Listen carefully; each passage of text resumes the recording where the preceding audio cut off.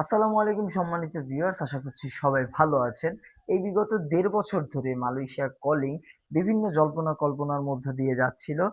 অবশেষে এর চূড়ান্ত ফলাফল আমরা গত ৩০শে জুন দেখতে পেলাম। আলহামদুলিল্লাহ, যার ফলশ্রুতিতে আমরা মালয়েশিয়া কলিং নিয়ে অনেকাংশেই নিশ্চিত হতে পেরেছি। এখন অনেকে বলতেই পারেন অথবা স্বাভাবিকভাবে এই চিন্তা সবার মাথাতেই আসবে যে এর আগেও অনেক সম্ভাবনা দেখেছিলাম, কিন্তু কোনো ধরনের কার্যবিধি সাধন হয়নি। তাহলে কেন এবার এত নিশ্চয়তা? কারণ আমরা বিগত সময়গুলোতে দেখে আসছিলাম বাংলাদেশ এবং মালয়েশিয়ার উভয়ের মধ্যেই এজেন্সি সিলেকশন নিয়ে এক প্রকার বাকবিতণ্ডতা।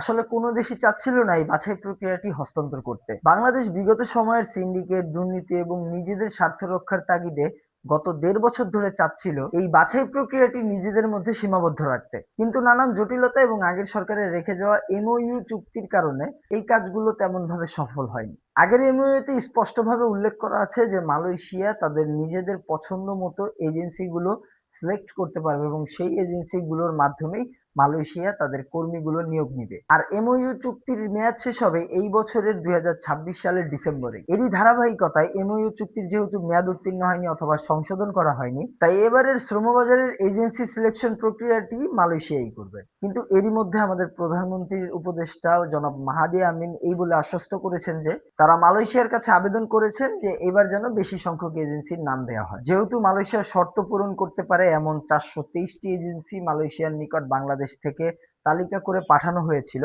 এবং এরই মধ্যে আপনারা হয়তো সবাই জানেন যে ৪৯টি এজেন্সির লাইসেন্স বাতিল করে দেওয়া হয় দুর্নীতির অভিযোগে। সেহেতু এরই মধ্যে থেকে মালয়েশিয়ার শর্তগুলো পূরণ করতে পারে এমন নির্দিষ্ট সংখ্যক এজেন্সির তালিকা খুবই শীঘ্রই আগামী সপ্তাহের মধ্যে মালয়েশিয়া প্রকাশ করে দিবে। আর এরই মাধ্যমে আগস্টের প্রথম সপ্তাহের দিকেই মালয়েশিয়া থেকে জয়েন্ট ওয়ার্কিং গ্রুপের প্রতিনিধিরা বাংলাদেশে আসবেন এবং মেডিকেলের সকল সংশ্লিষ্ট বিষয়গুলো পর্যবেক্ষণ করবেন। আর এর মধ্যে দিয়েই মেডিকেল প্রক্রিয়াগুলো শুরু হয়ে যাবে।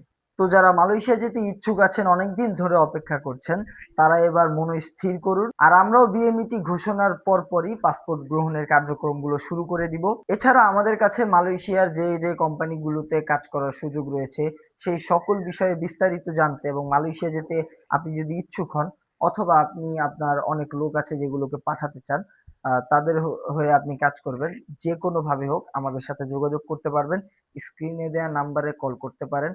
বাংলাদেশি নাম্বারে আমাকে ডিরেক্ট হোয়াটসঅ্যাপে নক করতে পারেন যদি আপনার কোনো ধরনের পাসপোর্ট জমা দেওয়ার কোনো কথা বলতে হয় অথবা বিভিন্ন ইনফরমেশন জানতে হয় সেক্ষেত্রে।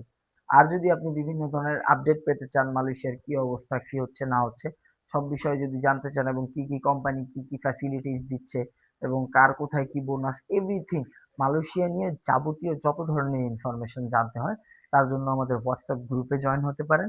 ডিসক্রিপশন বক্সে হোয়াটসঅ্যাপ গ্রুপের লিঙ্ক দেওয়া আছে, টেলিগ্রাম গ্রুপের লিঙ্ক দেওয়া আছে, সেখানে সকল ধরনের তথ্য পেয়ে যাবেন। এবং মালয়েশিয়ান একটি নাম্বার দেওয়া আছে, সেখানে আপনি মালয়েশিয়ার বিভিন্ন ধরনের আপডেট পেতে পারেন এবং আপনি যদি যেতে ইচ্ছুক হন সেখানে যোগাযোগ করতে পারেন। এবং অবশ্যই পরিচয় দিবেন আপনি কোথা থেকে বলছেন, কিভাবে আমাদের সাথে যোগাযোগ করবেন, এভরিথিং সকল ধরনের এজেন্সির ঠিকানা এবং কোম্পানির ডিটেলস সবকিছুই আপনি গ্রুপে প্লাস আমাদের সাথে সরাসরি কথা বলে পেয়ে যাবেন। তো এই ছিল আজকের মতো আপডেট, ছোটখাটো আপডেট, আশা করি আপনাদের কাজে আসছে। এবং আগামীতে আরো যদি কোনো ধরনের আপডেট আসে ওইগুলো আমরা দিতে থাকবো, এবং কোম্পানিগুলোতে কি কি কাজ পাওয়া যাচ্ছে সেই সকল আপডেটও দিতে থাকবো। তার জন্য চ্যানেলটা সাবস্ক্রাইব করে রাখতে হবে, আমাদের গ্রুপগুলো ফলো দিয়ে রাখতে হবে, জয়েন করে থাকতে হবে এবং আমাদের সাথে পার্সোনালি কানেক্ট হয়ে থাকতে পারবে।